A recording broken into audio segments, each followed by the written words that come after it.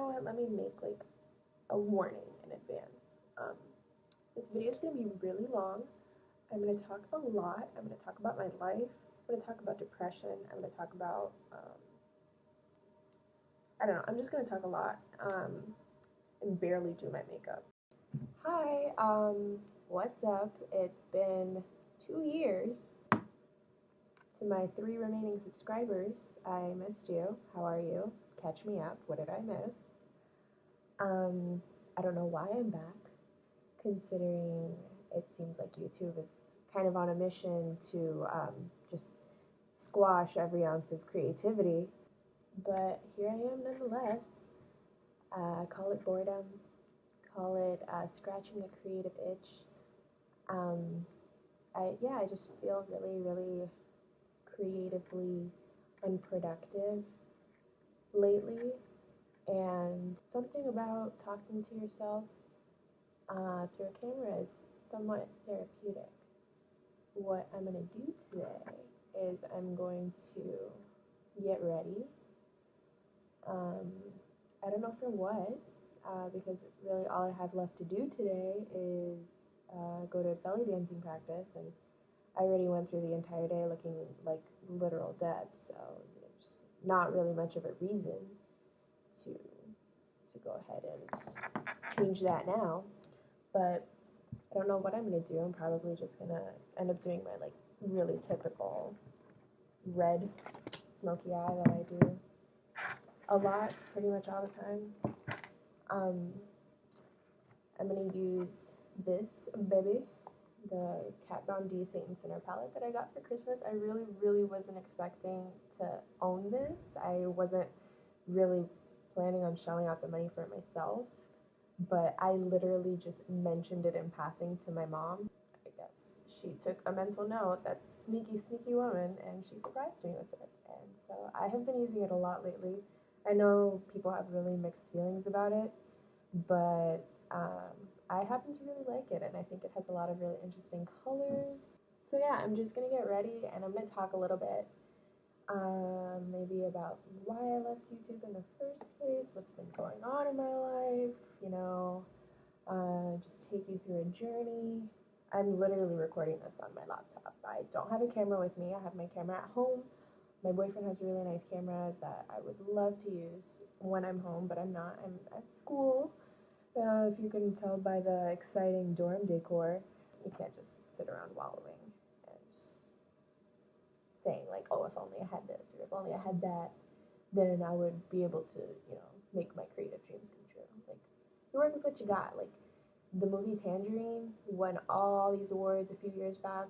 It was shot on an iPhone, so there's really no excuses. And that's, I mean, I'm saying that to myself. I'm not like trying to preach at anybody. I shaved my eyebrows off. I actually have to kind of like refresh them. Maybe I'll do that right now. I'll do that right now, right in front of your face. Just because I felt like it, and I wanted to be able to draw on my eyebrows the way that I want to. This is my dedicated eyebrow razor. It's not like I don't use it on my armpits or my pubes or anything, so chill. I left YouTube because after I spent like hours and hours one day like recording this one video that didn't really pan out, I started to try to edit it, and I was like, this is pointless. Nobody asked for this. I'm wasting my time. I guess I kind of just like lost my motivation after that. And if you couldn't tell from my videos, which maybe you could if you have a very keen eye, I was really just starting to go through what would become a very deep depression. And it didn't really come to a head until later that year. I was making videos in the summer, and it kind of like peaked in the fall and winter times, which makes sense because when I'm here at school, I really deal with like seasonal affective issues, where just the lack of sunlight and general happiness just exacerbates existing anxiety and depression. And I would later come to find out when I had a blood test done when I went home for winter break that I was hypothyroid. Just like my parents, both my parents are hypothyroid. It runs in my family. That kind of a thing is increasingly common in college-age women. Hypothyroid pretty much just like slows down all your body's processes, and makes you super lethargic, and can exacerbate any depression that you might have or make you depressed. So I spent almost a year just gaining weight, just gaining a ton of weight. And if you look at my old videos, you can see like I'm literally just so swollen. Like I just look like that. If you ever saw like the early episodes of The Walking Dead, that walker that's in the well and he's like all bloated, like from water. That's what I felt like, and that's what I looked like. But then I got on medication, and little by little, over the course of like a year or a year and a half, I lost the 50 pounds that I gained, and that was scary. And that was scary. It was hard on me, like for me and my body image. In addition to just being physically weak and just tired all the time. I'm still depressed and tired all the time, but at least like my hormones are under control. I had to go through a lot. I went through a lot. I went through a really huge breakup. I was almost suspended from school because during this fall semester where I was super fucking depressed, I hardly made it out of bed. I had this one class that I went to once. It was the first day class, and I went to it, and then I never went again. And then at the end of the semester, I had to go to the professor and be like, hey, so yeah, there's pretty much nothing I can do, right? I just have to drop the class. She was like, yeah, pretty much. Sorry. And I was like, it's fine. I expected that. And that was rough, and that was really hard, because I had like a ton of breakdowns at the end of that semester. I threw up in someone's bed. Not my proudest moment, but I think he kind of deserved it. I really just had to start confronting like the fact that I wasn't finishing any of my classes. I dropped that one, and then the other three, they were incomplete. Like when I went home for winter break, and I was just in complete denial. And I kept telling myself like I was gonna finish it. I was gonna write my final papers. Like being home was gonna be good for me. Like, and it came to the very last day of like the day that I could like turn in my papers, and it was the next semester was about to start. And I was still in complete denial. It literally took me crying on the bathroom floor and talking to the dean, who was like, hey, like, you didn't finish anything, and there's really no more room for you to not. You can't come back to school, essentially. I didn't tell my parents anything. They thought that I was okay. They were completely under the impression the entire semester and during winter break that I was like getting my shit done and that I was not completely sad and depressed. One of my best friends from high school passed away earlier that year, and I wouldn't be surprised if that triggered my hypothyroid. That can happen with like big life events. My mom's was triggered by like she was taking like the hardest semester of her life, and then she like got pregnant, and she didn't tell me this until I told her about like I didn't finish any of my classes, and she was like, I mean, like, you fucked up, but this happens, and it happened to me. And I didn't feel so alone, and I felt so stupid for not telling them sooner, for hiding it from them. I just am so used to not asking for help and just handling my own shit that now I'm starting to cry. And this was not my plan. This was not the plan for today. I wasn't like, hey, let me like start recording myself doing my makeup and then just cry it all out. That wasn't the plan. Handled everything. I told my school like, hey, I have been going through a lot. My body's been going through a lot. My mental health has been. And they're like, okay, instead of suspending you, what you can do is you can take a medical leave, and the suspension won't show up on your transcript. It requires that you take a year off, and it took me a really long time to like come to terms with the fact that I was taking an entire year off of school, and like my entire life plans were just put on hold. And I really had to like convince myself that I wasn't a failure, and I really felt it like that for a long time. One of the stipulations of a medical leave, especially for mental health reasons, is therapy. So I had to go through therapy. I was in therapy for almost a year, probably.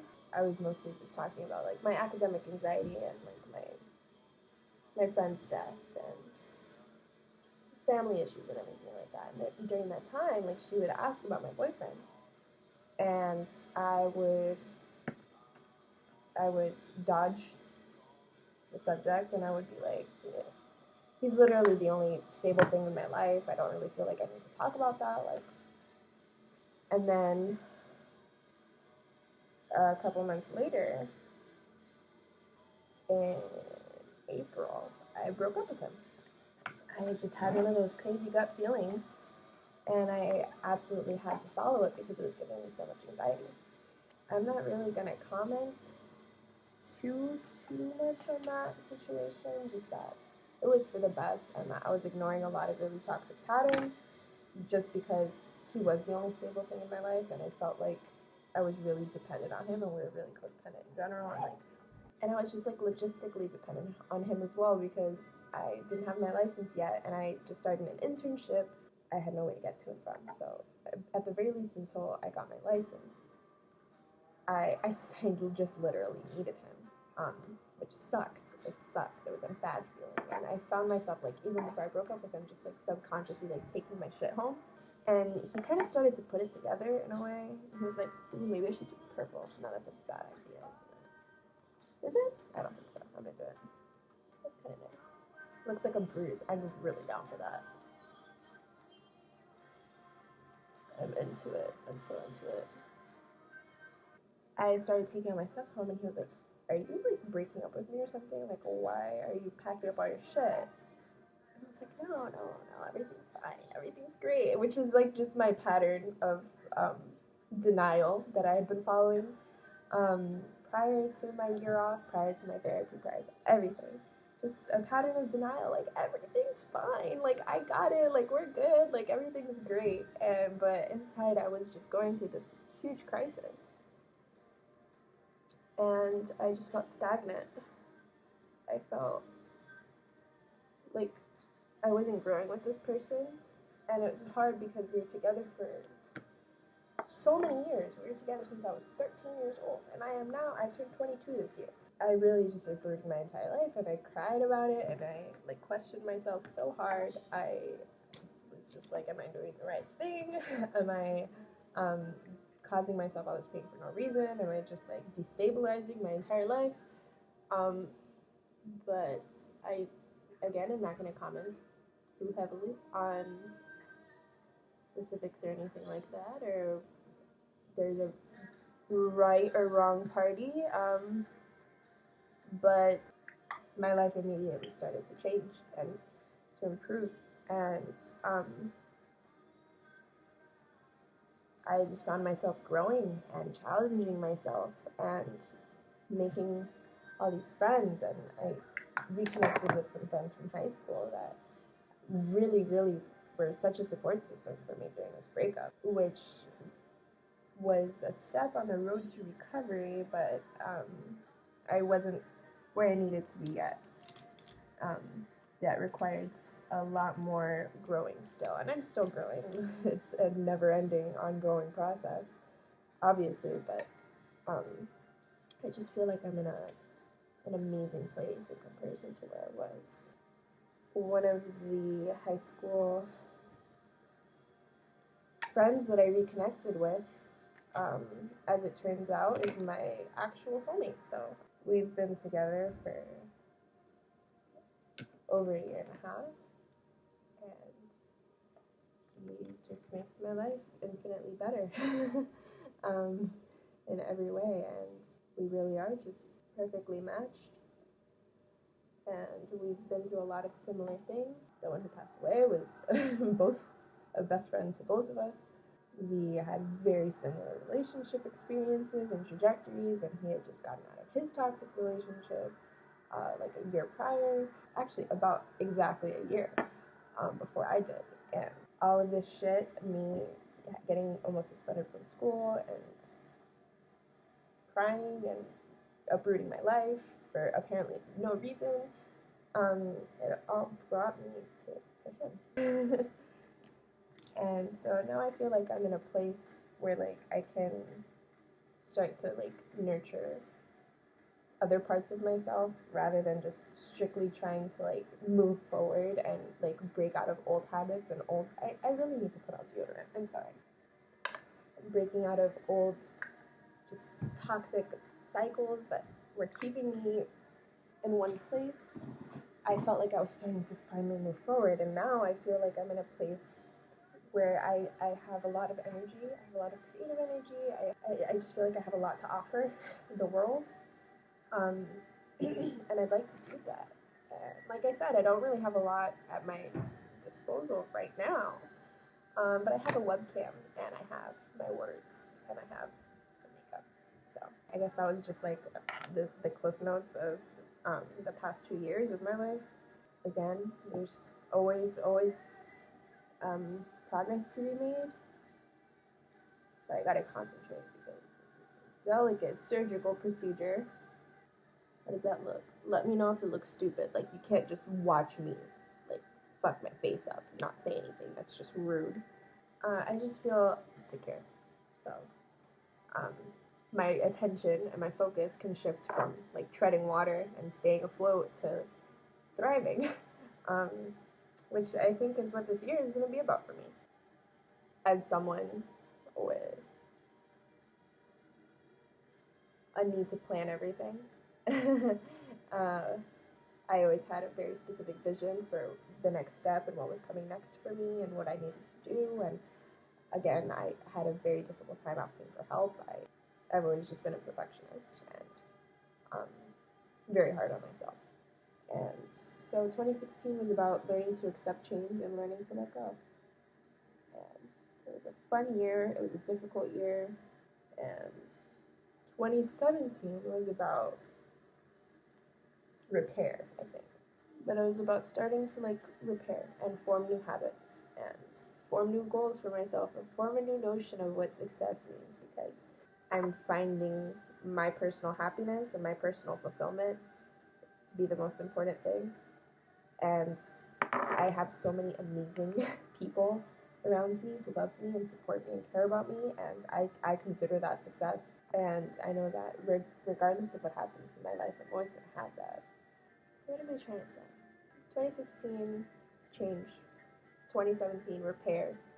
2018 is it's really time to blossom. Like a little flower. How are these looking? Are they arched enough?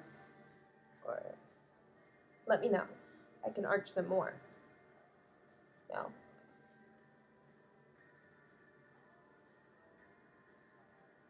I'm doing it anyway. Can't stop me.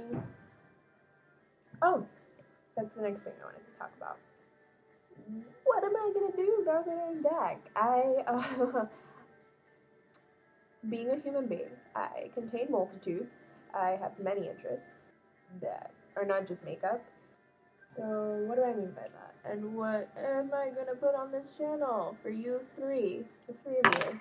So this is what I have to say about makeup. I am not gonna keep up with the newest products. Guess what? I'm a fucking broke college student. I just don't have that money. And I'd rather like spend it on food and my boyfriend and like other stuff. So I don't really buy a whole lot of new makeup anymore. So I can't be, like on top of everything in the beauty community, and I can't be that person. I just can't. I don't really have a lot of routines. I just do what I do. Like, I've gotten to the point where like I'm not like making a big deal out of it. I'm just doing what feels right and like trying to be like at least a little bit artistic about it, I love to talk, in case you haven't noticed. So I'll probably make some videos talking about shit, like any shit. Maybe some vlogs. I'm hoping to make a trip out to Boston for the Chelsea Wolfe concert, which I'm really excited about. Like, I just have to get my tax return and then I'll buy the ticket. But I've been listening to Chelsea Wolfe since like freshman year of high school, and I just really want to see her. I don't really have any musical equipment. I mean, I have stuff like on campus, like just pianos for general use and stuff, but I'm kind of shy and I'm not really a good piano player, so I prefer to do that stuff in private. I prefer to fail in private unless I'm recording it and sharing it to the actual entire internet. I would love to film some song covers because I kind of sing a little bit, just a little bit. Yeah, I've been belly dancing for over a year, and I'm starting to actually choreograph things for myself. So that's something else I could do. I could post videos of myself dancing and flailing around. That could be cool. I also have to find like the dance studio space. I have kind of some room here since my evil demon of a roommate moved out, but it's not really enough. Um, so I'd love to find some like studio space and record in there and choreograph in there. I really have no attachment to my physical appearance, which is why I constantly drastically alter it, and I find it to be fun and cathartic. Love to make like concert looks, like outfits. I wear pretty much the same variation of outfits day to day, but I'd love to make like lookbooks or something, like time lapses of me drawing or something. I do tend to do that from time to time. Don't think Twitch really wants me yet. It might, but like when I get back home to my PS4, my Ouija board is haunted, I'm pretty sure. I contacted something with my friend Hannah. Shout out to Hannah. I know you're gonna watch this as soon as I post it. Hannah and I decided to Ouija it up my freshman year of college. So this was like 2015. At the end of our freshman year. I'm coming to find out that we probably contacted like a belligerent entity. I donated it, and kind of like the mask, it returned, and so I have it again. I would love to talk about stuff like that. I would love to talk about, just spiritual nonsense. I have a lot of thoughts on many myriad topics and subjects, and I'm not shy about expressing them, so let me know. So my next video will probably be a choreo video. I just choreographed a little something something to Lacuna Coil song, the Lacuna Coil song, you know the one. So I'm gonna be performing it with my belly dancing team in April, but I will probably be recording it beforehand and then dissociate from my crippling self-doubt and then post it. Maybe a song cover. Just trying to diversify my portfolio. I've heard adults say that. I'm not sure what it actually means, but it seems to apply. So that's what I'm trying to do. I'm pretty much done with my makeup. I just need a lip. Don't want to go like too bold, so I think I'm gonna do black. I'm gonna smoke this out a little bit more. I think I lopsided my lips. Yeah, no, I definitely did. If you have any questions about what I used or what I did, please leave me a comment. I love to answer questions. I'm a Virgo, it's in my nature. If you also want to tell me that I'm amazing, you can please feel free to do that. I am in love. I'm going to start doing this all the time. I'm in love with this. It's bruised eye chic. It's like black eye, but make it fashion. I did something similar for Halloween a couple years back, and I did like a fucking neck slit, and it looked pretty darn realistic. I had like people actually telling me it looked like real, so that was cool. And this is like my everyday, go-to look. I just added the purple, but usually I just do black. And keep the eyelid bright and really moody, angry eyebrows so nobody talks to me throughout the day.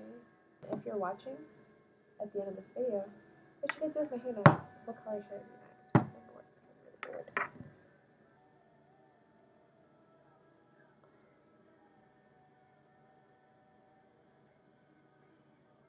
Is the eyeliner too much? That was a fucking stupid question. Of course not.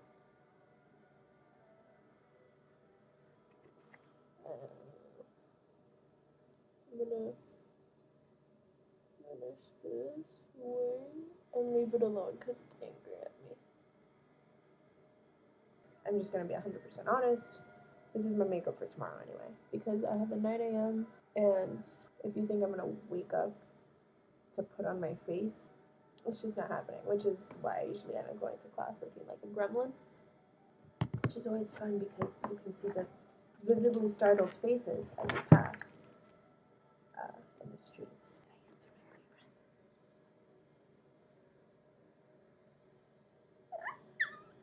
I'm the worst. I have no eyelashes no matter what I do, so this is just a formality.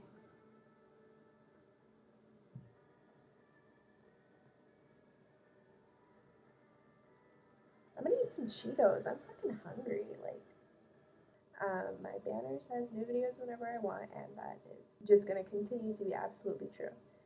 So I am not making any promises I can't keep. I'll see you later, guys. Hopefully.